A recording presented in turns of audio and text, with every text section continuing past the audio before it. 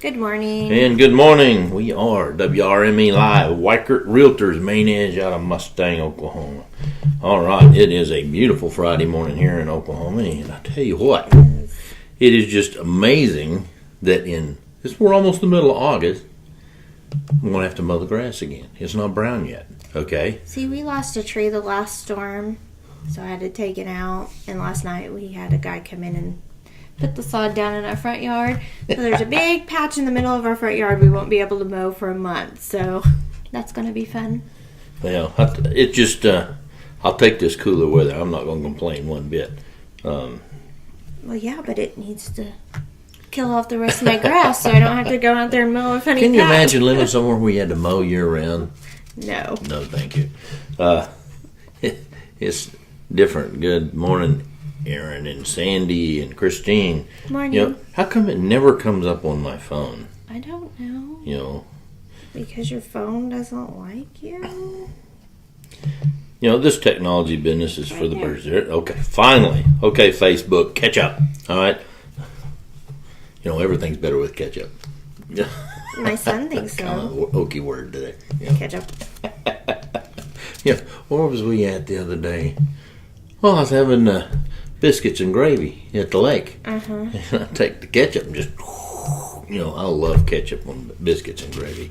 And a little bit of Worcester sauce. Okay. Oh, that's good stuff.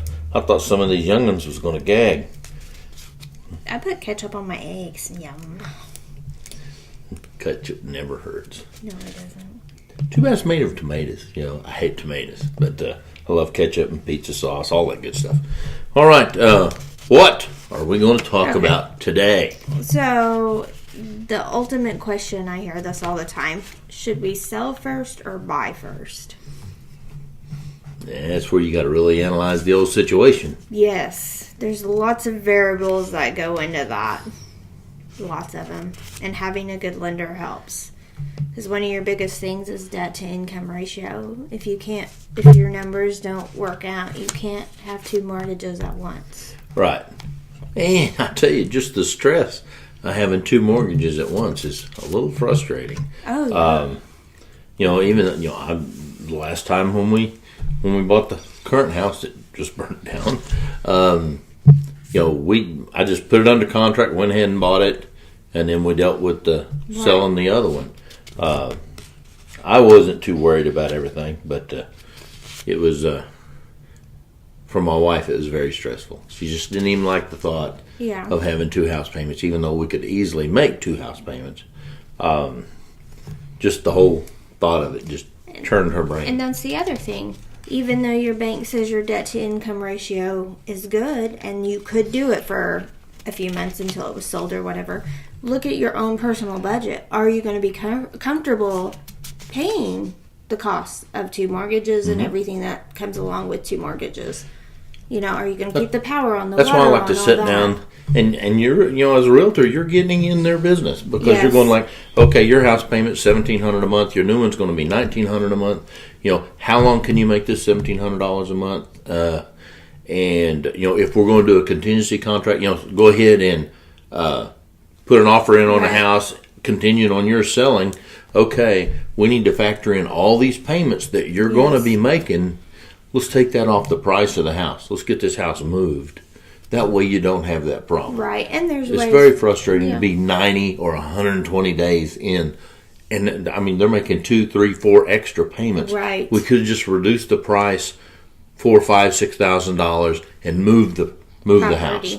And just made everybody's life simpler. I'm all about trying to keep as much stress off of them as possible. And if they can buy their house, get their other one under contract, where their life's in disarray for like maybe 30 or 45 days instead of months and months and months. And the other thing is, if you do a price drop for $5,000-$6,000, you actually might be losing less than what you would if you made 4 or 5 extra house payments. Right. Oh. So there's lots to weigh in on that situation. But like Carl said, there's a way to do a contingency offer where you close on your current house and close on your new house on the same day. Which can be stressful too, but it's a lot less stressful in my opinion than two mortgages. But I personally like to see people carry it over just a little bit so they have time to move and all that stuff. It's very frustrating when you go to closing and everything they own is in these moving trucks out there, okay, and you're waiting on funding numbers or whatever. It's just stressful for everybody, you know. And then they've lined up everybody they know to help them move. Yep. And if something goes awry, it's just very frustrating for everybody involved. Yeah, one move instead of two, Sandy. Yeah. And good morning, Robert. Robert's watching. Robert running for House District 101.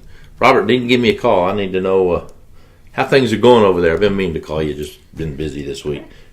Don't we all get busy? Isn't it crazy? We do. Is it not nuts how crazy you can be? Well, with school going on, or fixing to start, and started in some areas, it's been really crazy. Try to go shopping.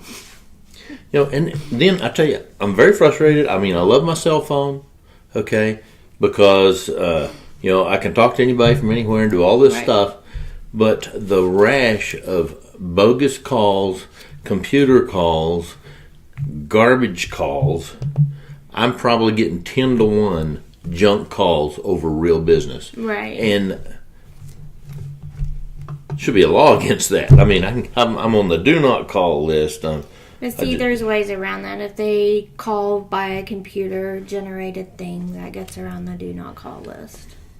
Well, it just gets to where it frustrates me because I'm used to answering my phone every time. Okay, now if I recognize the number, you know, of course they're saved in my phone most of the time. Right. Boom, I answer it. But if it's from some weird area code, I think twice about it.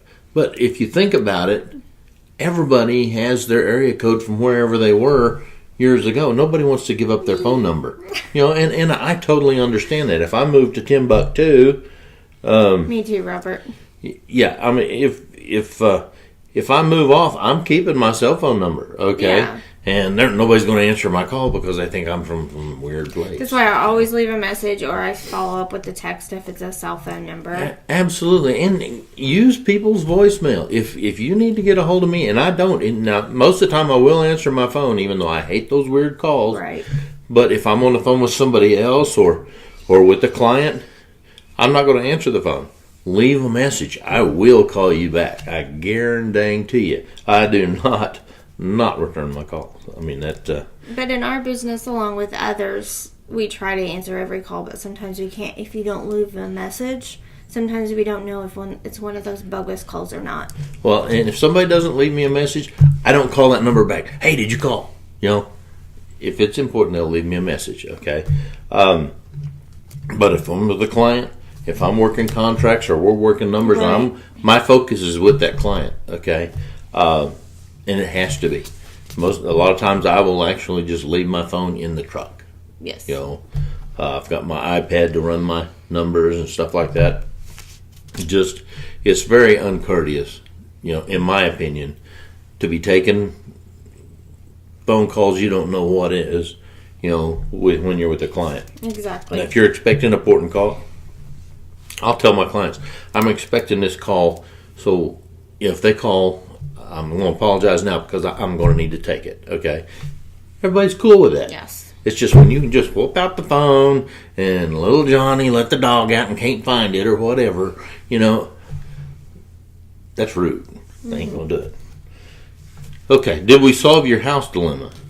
Well, I just thought I've heard that a lot and I've seen a lot, so I thought we'd touch base on it today because that is a big question if they're current homeowners. Some don't know what they should Right. do. Well, and I would say 90% of that is figuring out the finance stuff. Yes. Run your T list, your pros and cons. You know, your lender is going to tell you what you can really afford, especially once this house is gone, what the numbers are going to be over here.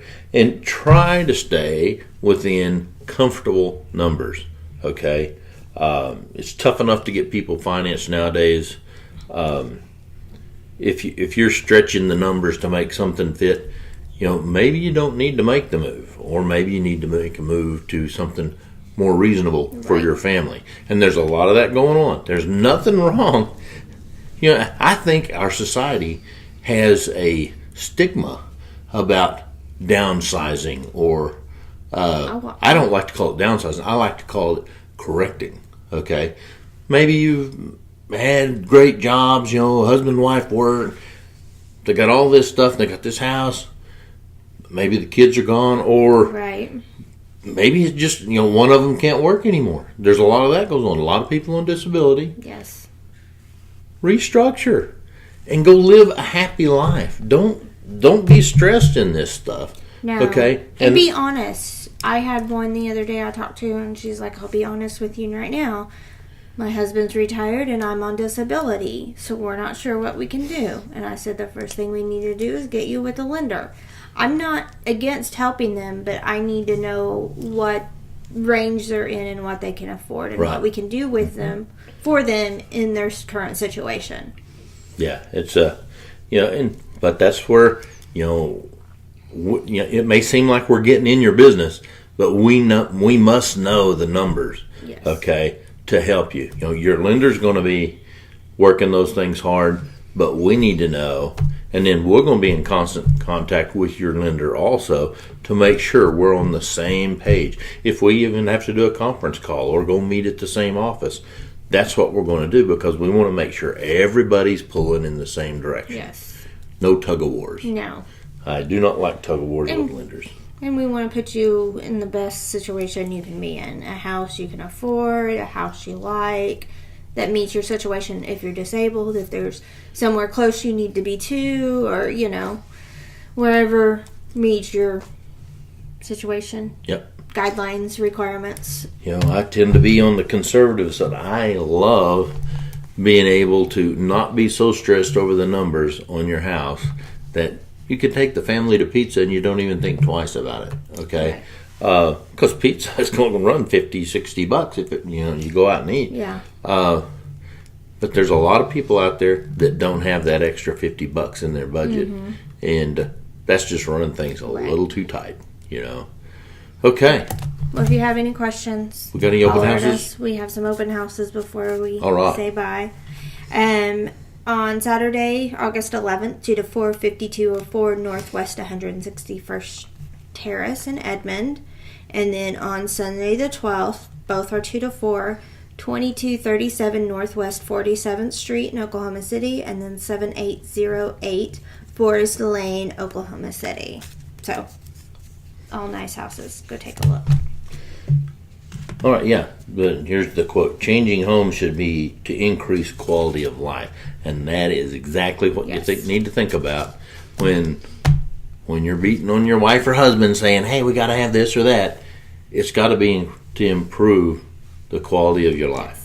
Okay, think hard about And we that. want to help. So if you need help or have questions, message us, email, or give us a call. That's right, and we have all kinds of. Weichert has all kinds of tools for helping figure out, affordability, and there's just 1,000 things we can do to help you out with all that stuff.